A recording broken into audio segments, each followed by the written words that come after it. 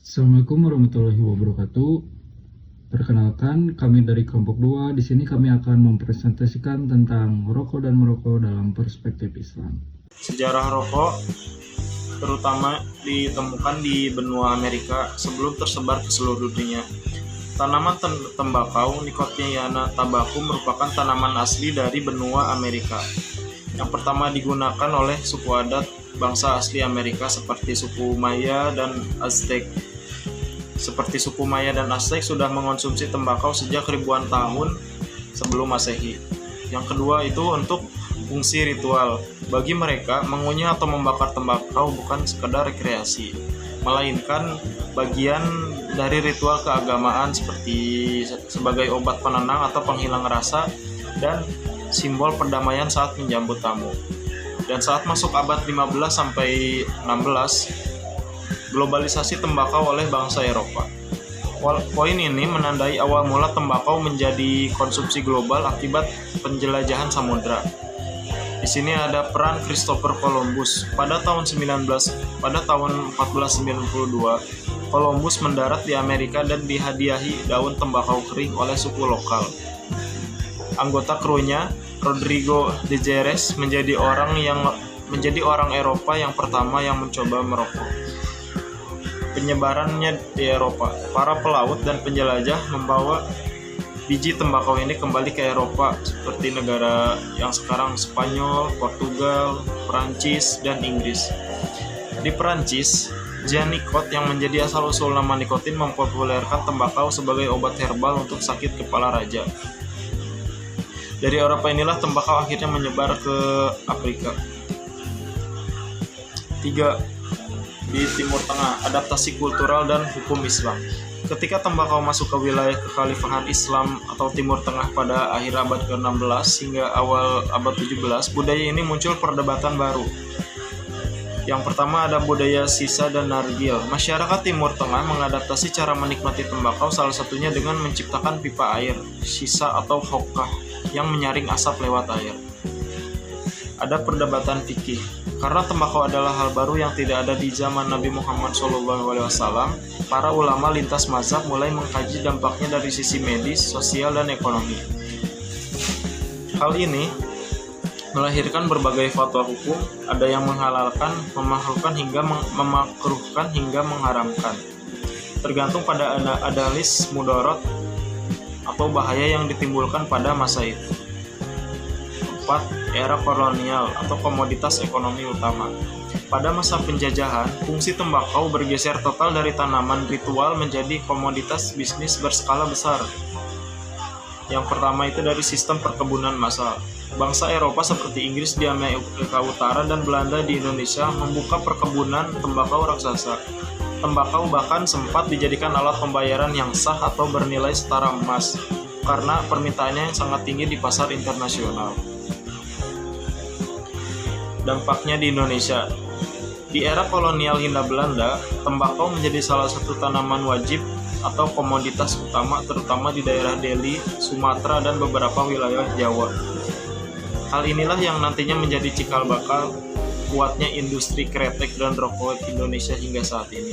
Selanjutnya di sini ada jenis-jenis rokok. Yang pertama ada rokok konvensional. Ini adalah jenis yang paling banyak digunakan oleh masyarakat, terbuat dari daun tembakau kering yang dibungkus kertas, kemudian dibakar dan dihisap. Proses pembakaran ini menghasilkan asap yang mengandung berbagai zat berbahaya seperti nikotin dan tar yang dapat merusak paru-paru serta kesehatan tubuh secara keseluruhan. Yang kedua ada rokok kretek. Merupakan rokok khas Indonesia yang dibuat dari campuran tembakau dan cengkeh. Saat dibakar, cengkeh menghasilkan bunyi-bunyi kretek yang menjadi ciri khasnya. Selain itu, aroma dan rasanya lebih kuat dibanding rokok biasa, namun tetap memiliki resiko kesehatan yang tinggi. Yang ketiga, ada cerutu. Memiliki ukuran yang lebih besar dibandingkan rokok biasa dan dibungkus menggunakan daun tembakau, bukan kertas. Cara menghisapnya juga berbeda, biasanya asap tidak langsung dihirup ke paru-paru. Meskipun begitu, cerutu tetap mengandung nikotin dan zat berbahaya yang bisa berdampak buruk bagi kesehatan. Yang keempat ada rokok elektrik atau vape. Ini adalah perangkat elektronik yang bekerja dengan cara memanaskan cairan atau liquid yang mengandung nikotin. kemudian menghasilkan uap untuk dihirup. Banyak orang menganggap ini lebih aman, namun sebenarnya tetap memiliki resiko karena kandungan zat kimia di dalam cairannya. Yang terakhir ada rokok herbal, dibuat dari campuran berbagai tanaman herbal dan tidak menggunakan tembakau. Biasanya dipasarkan sebagai alternatif yang lebih alami. Namun saat dibakar tetap menghasilkan asap yang dapat mengiritasi saluran pernapasan sehingga belum tentu aman bagi kesehatan. Selanjutnya di sini ada dampak kesehatan merokok. Yang pertama ada kanker paru-paru. Merokok merupakan penyebab utama kanker paru-paru. Zat berbahaya seperti tar akan menempel di jaringan paru-paru dan merusak sel secara perlahan. Dalam jangka panjang, kerusakan ini dapat memicu pertumbuhan sel abnormal yang berkembang menjadi kanker. Risiko ini semakin tinggi jika seseorang merokok dalam waktu yang lama dan jumlah yang banyak. Yang kedua ada penyakit jantung. Zat kimia dalam rokok dapat merusak pembuluh darah dan mengganggu aliran darah di jantung. Nikotin menyebabkan penyempitan pembuluh darah sehingga jantung harus bekerja lebih keras. Kondisi ini meningkatkan risiko penyakit jantung seperti serangan jantung dan stroke, terutama pada perokok vape. Yang ketiga ada gangguan pernapasan. Merokok dapat menyebabkan berbagai gangguan pada sistem pernapasan seperti bronkitis kronis dan penyakit paru obstruktif kronis atau PPOK. Asap rokok merusak saluran napas dan kantung udara di paru-paru, sehingga penderitanya sering mengalami batuk berkepanjangan, sesak napas, dan penurunan fungsi paru-paru. Yang terakhir di sini ada perokok pasif. Tidak hanya perokok aktif, orang di sekitar yang menghirup asap rokok juga beresiko mengalami gangguan kesehatan. Perokok pasif dapat terkena penyakit yang sama seperti gangguan pernapasan dan penyakit jantung. Bahkan anak-anak dan bayi lebih rentan karena sistem tubuh mereka masih dalam tahap perkembangan. Slide selanjutnya ada dampak ekonomi. Dampak ekonomi pasti berhubungan dengan beban individu dan beban keluarga. Pengeluaran rutin untuk rokok mengurangi kemampuan memenuhi kebutuhan rokok seperti makanan bergizi, pendidikan, dan kesehatan. Pengeluaran rokok yang tampak kecil setiap harinya bisa menjadi beban jangka panjang.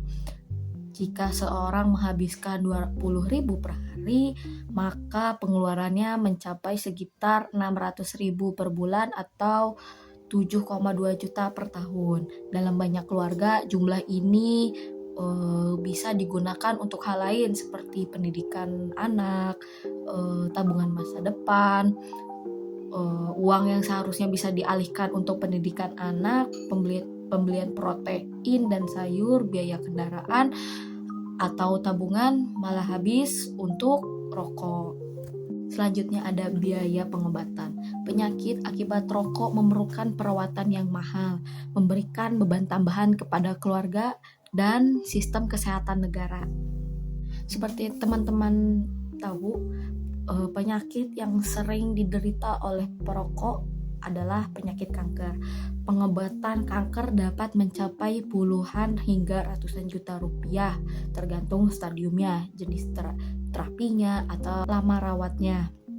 Penyakit jantung sering memerlukan tindakan darurat seperti rawat inap, obat jangka panjang, dan kontrol rutin yang biayanya tidak kecil.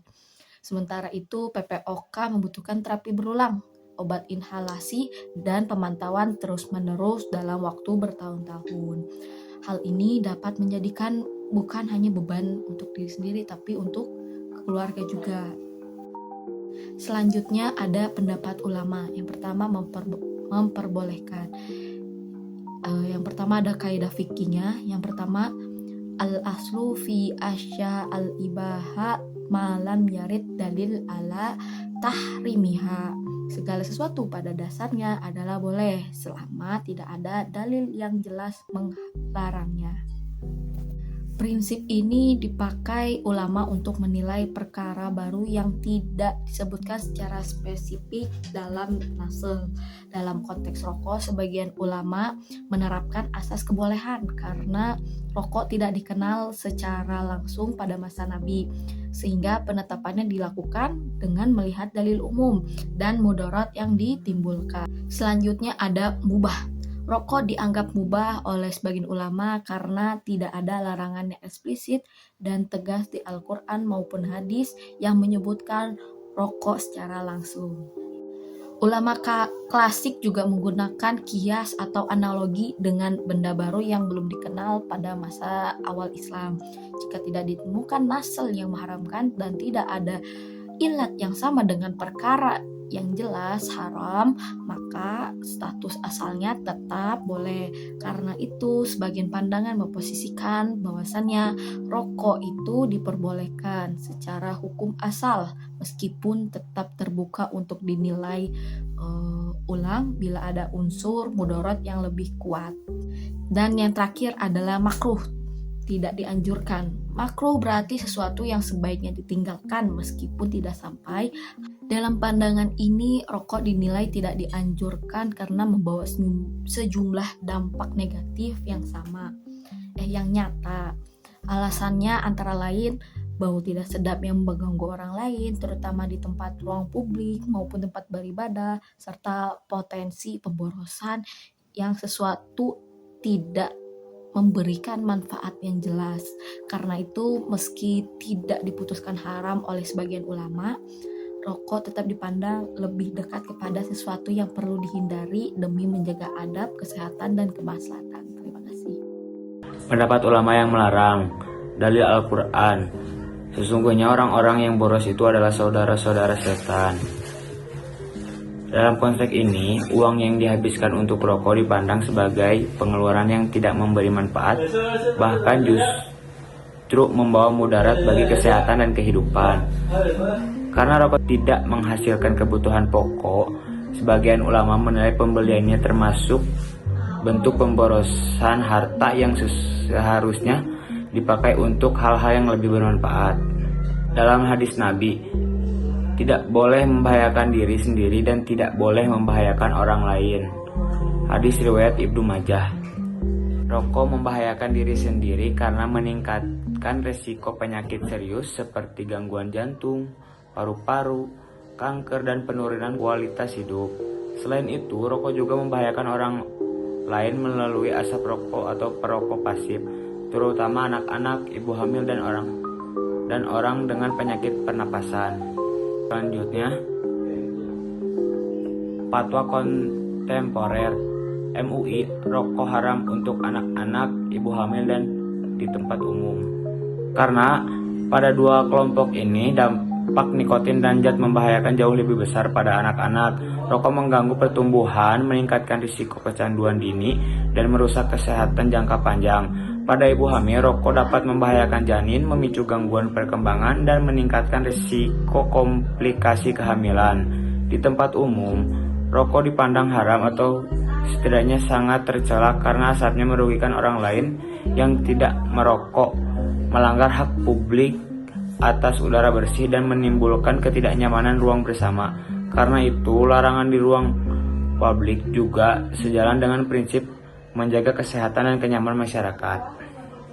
Kesimpulannya, rokok memiliki dampak negatif yang besar karena berbahaya bagi kesehatan, meningkatkan risiko berbagai penyakit serius, dan juga menimbulkan beban ekonomi bagi individu maupun keluarga. Dalam perspektif Islam, terdapat perbedaan pendapat ulama, namun semakin banyak yang mengharamkannya karena dinilai membahayakan diri dan orang lain. Oleh karena itu, menjaga kesehatan menjadi bagian dari tanggung jawab orang muslim sebagai bentuk syukur kepada Allah Subhanahu wa taala dengan menghindari kebiasaan yang merusak tubuh, membahayakan lingkungan sekitar, dan bertentangan dengan prinsip menjaga kemaslahatan. Sekian.